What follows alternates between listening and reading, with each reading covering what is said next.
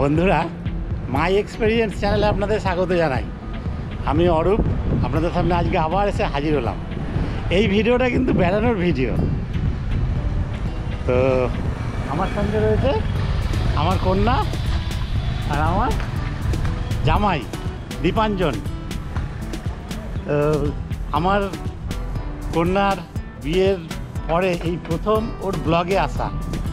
আমরা এখন যাচ্ছি দীঘা, মানে আমার কন্যার পছন্দের জায়গা। আসলে দীঘা তো আমাদের সবার পছন্দের জায়গা, তো সেই হিসাবে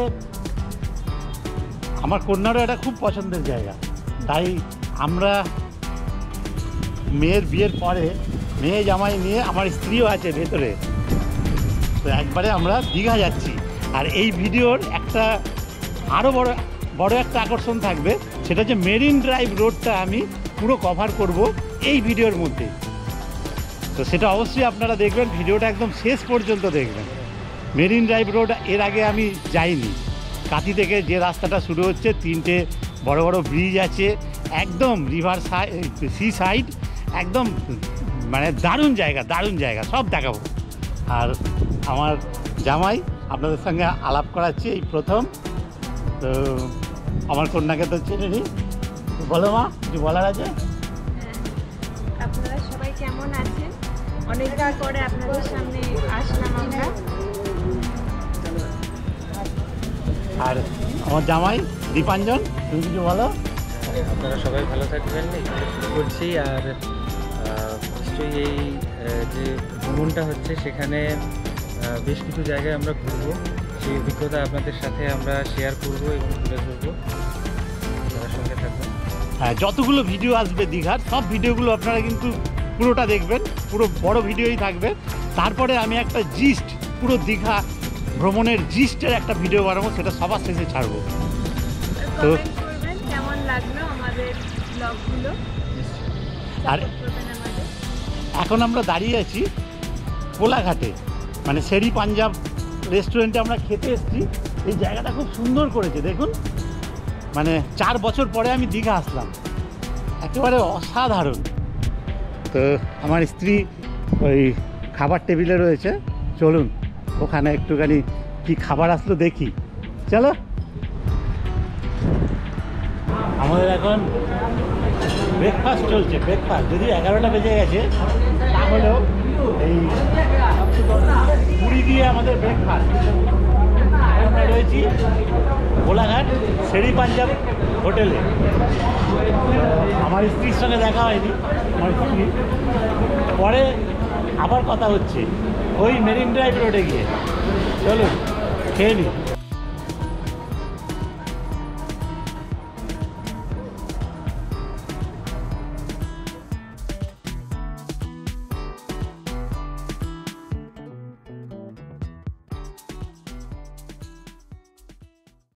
বন্ধুরা, এখন আমরা চলে এসেছি মন্দারমণিতে। মানে অ্যাকচুয়ালি কাঁথি থেকে রাস্তাটা মেরিন ড্রাইভ রোডের পুরোটা কভার করতে পারতাম, কিন্তু সেটা সম্ভব হয়নি। মানে একটু গুগল ম্যাপ ধরে আসছিলাম, একটু ভুলবশত আমরা একটু এগিয়ে আসি, সেই জন্য মন্দারমণি, চাউলখোলা থেকে মন্দারমণিতে ঢুকে যাই। তাই ভাবলাম ঠিক আছে, মন্দারমণি থেকেই মেরিন ড্রাইভ রোডটা শুরু করা যাবে, একদম তাজপুর, শঙ্করপুর, দীঘা এইভাবে। তো এখন চলুন, একটু এসেই গেছি মন্দারমণি। আর আমার পুরো পরিবার, আর সঙ্গে আমার পরিবারের নতুন সদস্য দীপাঞ্জন, ওর সঙ্গে তো আলাপ হয়েছে, আরও আলাপ হবে। আর আমার স্ত্রী, কন্যা। চলুন একটু সমুদ্র দেখি। আর এই হচ্ছে চতুর্দিকের পরিবেশ।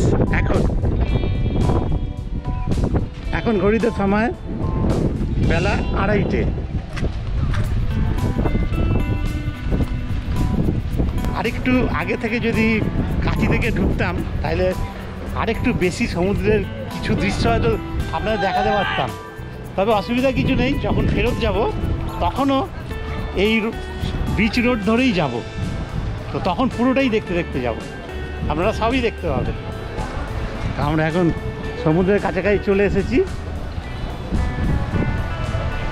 এই হলো সমুদ্র। এখন জোয়ার এসেছে, বোঝাই যাচ্ছে।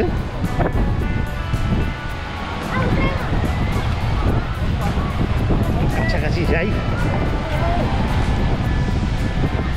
মন্দারমণি বীজটা অনেক চওড়া, আর এখানে স্নান করে মজা।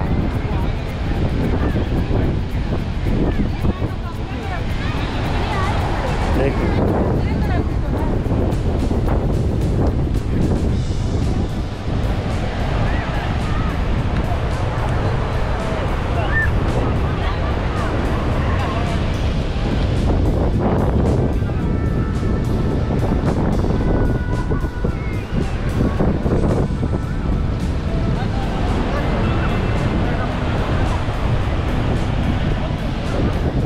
প্রচণ্ড হাওয়া,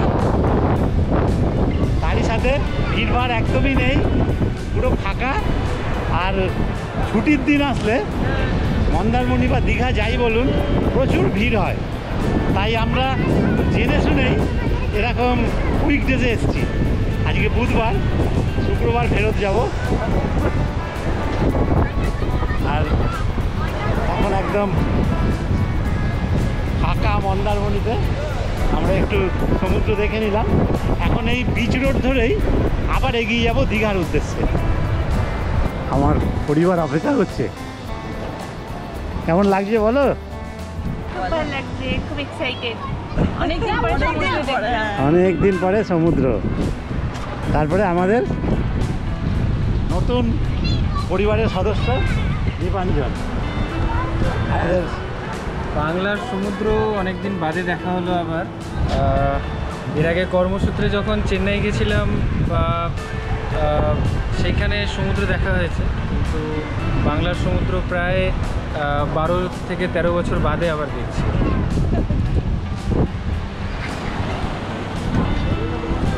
চলুন বন্ধুরা, আর দেরি করবো না। আচ্ছা, ডাব খাবে নাকি এখানে? খাবে? চলো ডাব খাই। ডাব খেয়ে বন্ধুরা সি বিচ রোড ধরে এগিয়ে যাবো। এবার মূল আকর্ষণ শুরু হলো। এই যে আমাদের বাহন, আর এই যে মন্দিরটা বন্ধুরা দেখতে পাচ্ছেন, বলা যায় এটা এখন মন্দারমণির ল্যান্ডমার্ক।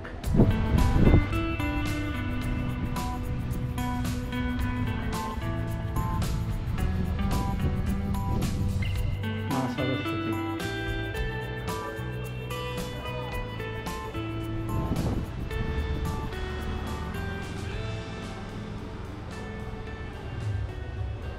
ভোলে বাবা।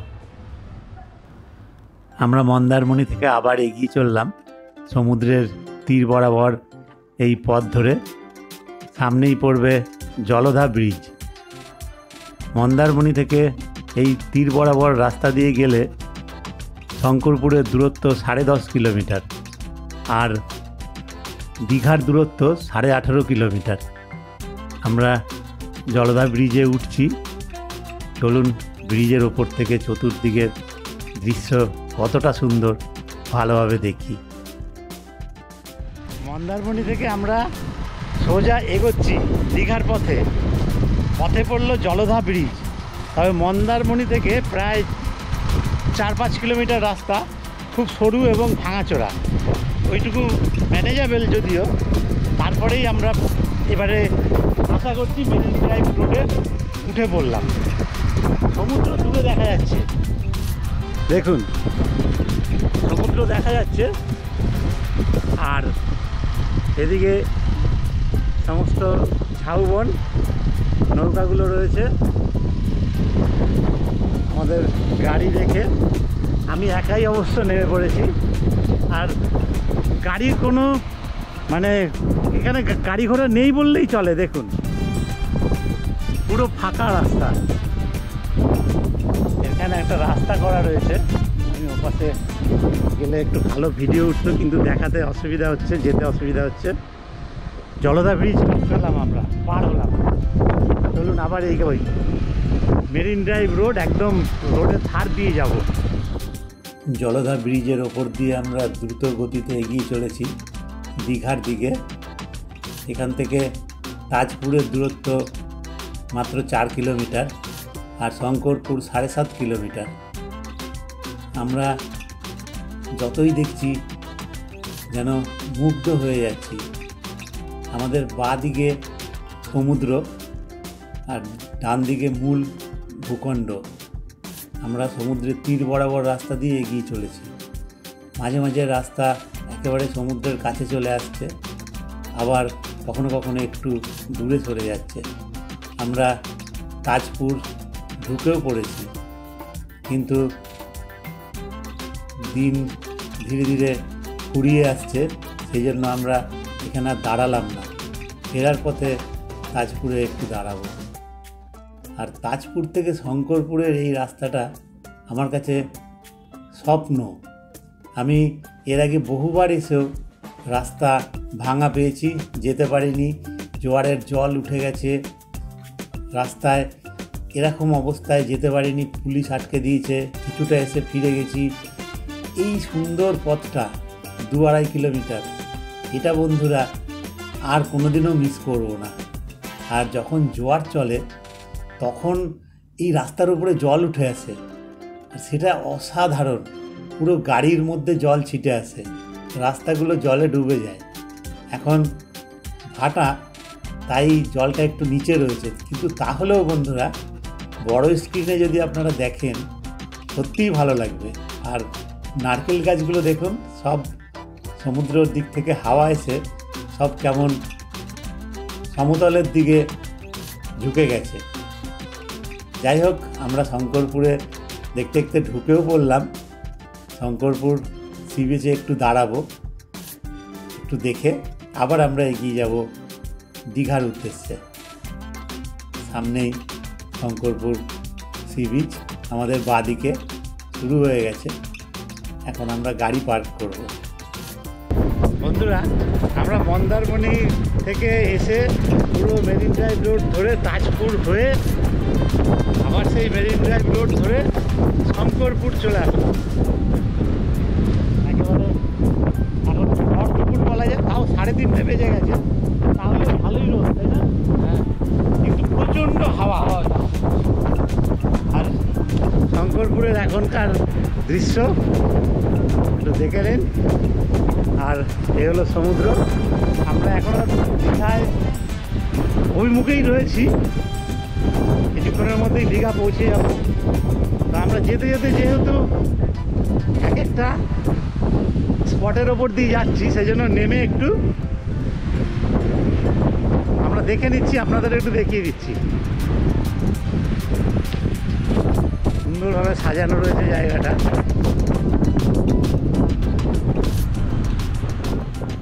শঙ্করপুরে এর আগেও কয়েকবার এসেছি, কিন্তু তা হলো শঙ্করপুরের ওপর দিয়ে যখন চলেই যাচ্ছি একটু ভালোভাবে দেখবো না এটা কী করে হয়।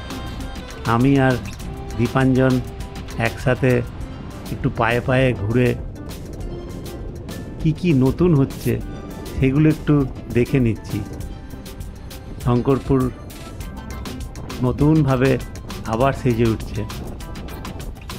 আর এখন সমুদ্রের ঢেউ একটু কম আছে, তাই আমরা একদম নিচের দিকে নেমে এসে একটু দেখে নিলাম। আর আমরা যত তাড়াতাড়ি সম্ভব যতটা দেখে নেওয়া যায় এই আর কি। তাই আমার স্ত্রী কন্যা একটু ওরা এক জায়গায় বসে অপেক্ষা করছে। আমরা তাড়াতাড়ি পায়ে পায়ে পুরো শঙ্করপুরের চতুর্দিকটা দেখে নিলাম। আপনারা একটু দেখে নিন। এখন আমি আবার এগিয়ে যাব দীঘার পথে, কেননা সময় খুব অল্প। শঙ্করপুর ছেড়ে আমরা এগিয়ে চললাম দীঘার অভিমুখে। বিকেল হয়ে গেছে। এখান থেকে দীঘা মোহনার দূরত্ব 8.5 কিলোমিটার। আমাদের এই সুন্দর রাস্তা দিয়ে চলতে চলতে খুব ভালো লাগছে। আমাদের বাঁদিকে সমুদ্র, ডান দিকে মূল ভূখণ্ড। আমি বলে দিচ্ছি তার কারণ কখনো কখনো সমুদ্রকে দেখা যাচ্ছে না, সমুদ্র থেকে বেশ খানিকটা দূরে সরে আসছে, আবার সমুদ্রের কাছে চলে যাচ্ছি আমরা। সামনেই ন্যায়কালী ব্রিজ। এই মেরিন ড্রাইভ রোড মূলত 3টে ব্রিজ যুক্ত হয়ে যাওয়ার ফলেই এত সুন্দরভাবে আমরা দীঘা পৌঁছে যেতে পারছি। এবারে আমরা প্রথম মেরিন ড্রাইভ রুট ধরেই দীঘার পথে এগিয়ে চলেছি। এখান থেকে দীঘা 6 কিলোমিটার, আর যাত্রাপথ তা তো আপনারা দেখতেই পাচ্ছেন। দেখে মোটামুটি একটা ধারণা করা যাচ্ছে একেবারে সমুদ্রের ধার দিয়ে এগিয়ে চললে যেমনটা হয় আর কি।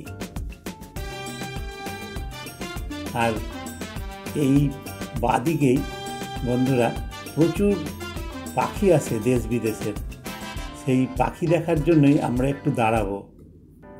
এইখানে আমরা পাখি দেখার জন্য দাঁড়িয়েছি, আর এইখানে দেখুন সমস্ত চেয়ারগুলো করা রয়েছে, পুরো সব চেয়ার করা রয়েছে। এখানে প্রচুর পাখি আছে, এসে বসে, মাইগ্রেটারি বার্ড। এখানে একটু সমস্যা হয়ে গেছে, আমার স্ত্রী ওইখানে পড়ে গিয়ে পাটা এমনভাবে মচকেছে যে প্রচণ্ড চোট লেগেছে।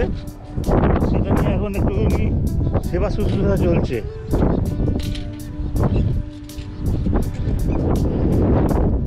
একটুখানি দেখি নিচের দিকে যাওয়া যায় কি না, এখান দিয়ে নামাটা ঠিক হবে না।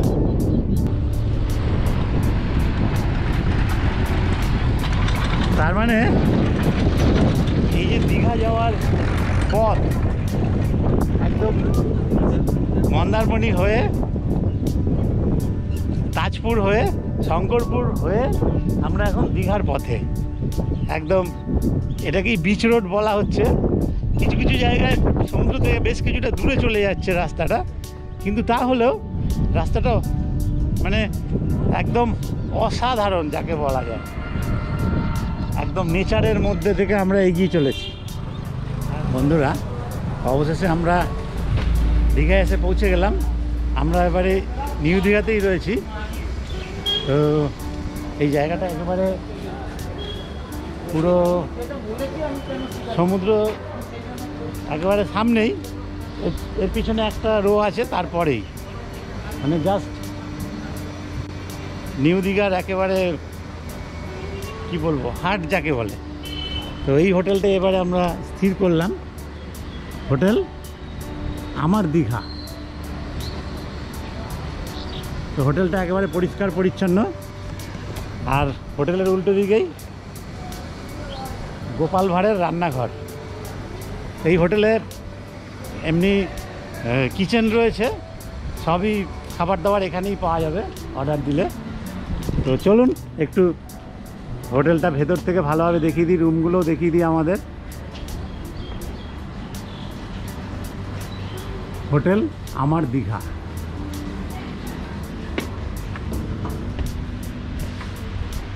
এই হচ্ছে রিসেপশন, বসার জায়গা, আর এটা হচ্ছে রেস্টুরেন্ট।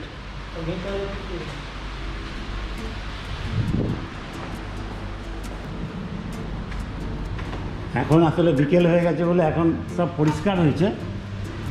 তো আমরা রাতে খাবো, খাবার দাবার কেমন সেটা আপনাদের জানাবো। আমি লিফটে উঠে যাই, আমাদের 3rd ফ্লোরে আমাদের রুম। চলুন।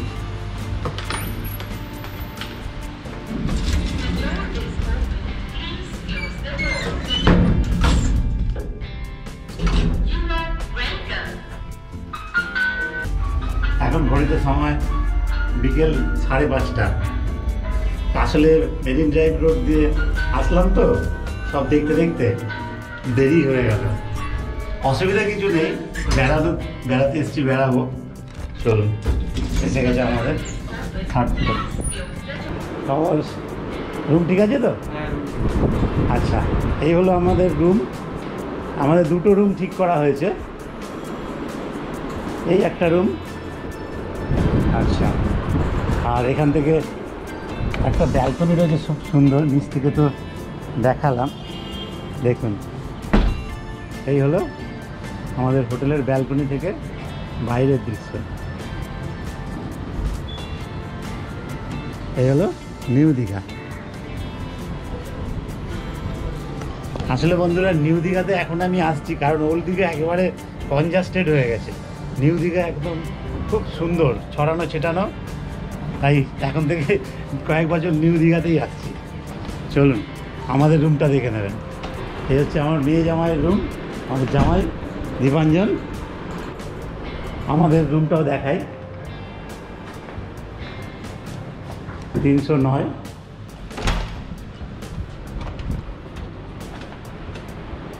রুমটা ঠিকঠাক? আচ্ছা, এটা হচ্ছে আমাদের রুম। রুমটা একদম বেশ বড় সড়ো আছে, আর সব কিছুটাই একদম পারফেক্ট বলা যায়। এবার আমরা একটু বাথরুমটাও দেখে নেব। এই হলো বাথরুম। বাথরুম একদম ঠিকঠাক, আর দুটো রুমেরই সুন্দর ব্যালকনি রয়েছে। এটা দেখি আমার খুব পছন্দ হয়ে গেল। এই যে রুম দুটো দেখুন, দেখুন ওই পাশেরটাই আমার মেয়ে জামাই, আর এটাতেই আমরা।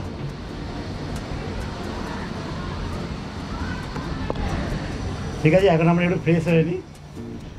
আমরা ফ্রেশ হয়ে সন্ধেবেলায় বেরিয়ে পড়েছি। আমরা নিউ দীঘার এই অঞ্চলটা একটু ঘুরে দেখছি। নিউ দীঘাটা একেবারে প্রশস্ত, আমাদের খুবই ভালো লাগছে। যদিও আজকে আমরা একটু টায়ার্ড, একটু সমুদ্রের দর্শন করতে এগিয়ে চলেছি পায়ে পায়ে, কিন্তু নিকষ কালো অন্ধকারে সমুদ্র আর দেখা গেল না। আমরা আজকে কিছুক্ষণের মধ্যেই ডিনার সেরে ঘুমিয়ে পড়ব। কালকে উঠে আমাদের অনেক কাজ। বিচিত্রপুর যাব, ভূষণ্ডেশ্বর শিব দেখব, সুবর্ণরেখা মোহনা দেখব। এগুলো আপনারা পরের ভিডিওতে পাবেন। যাই হোক বন্ধুরা, আমার এই ভিডিও আপনাদের কেমন লাগলো অবশ্যই কমেন্ট বক্সে লিখে জানাবেন। সাবস্ক্রাইব যদি না করা থাকে অবশ্যই সাবস্ক্রাইব করবেন। বন্ধুবান্ধব আত্মীয়স্বজনদের শেয়ারও করবেন। এই ভিডিও আর দীর্ঘায়িত করছি না, আবার দেখা হবে আগামী পর্বে। আসছে বিচিত্রপুরের ভিডিও, তার সঙ্গে সুবর্ণরেখা নদী, মোহনা, ভূষণ্ডেশ্বর শিব মন্দির। যাই হোক বন্ধুরা, ভিডিও এখানেই শেষ করছি। আপনারা সবাই ভালো থাকবেন। শুভরাত্রি, ধন্যবাদ।